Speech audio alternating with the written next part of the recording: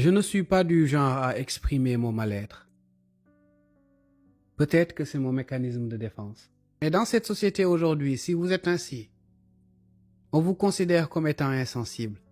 Aujourd'hui, nous sommes persuadés que pour montrer aux gens qu'on a mal, il faut crier fort, il faut se rouler par terre. Pour montrer aux gens que l'on souffre, il faut le mettre à travers des publications. Nous sommes persuadés que, même dans notre souffrance, la société doit en être témoin pour que cette souffrance soit réelle. J'ai appris à souffrir en silence. J'ai appris à encaisser en silence. J'ai appris à endurer dans la patience.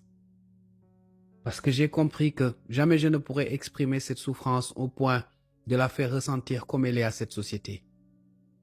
Cela ne veut pas dire que je la cache.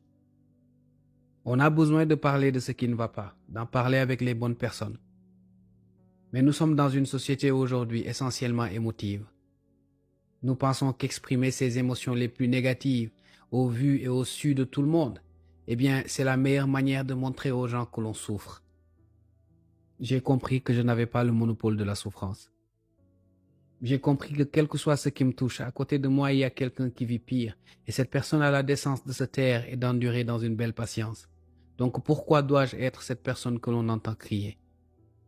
C'est une triste réalité.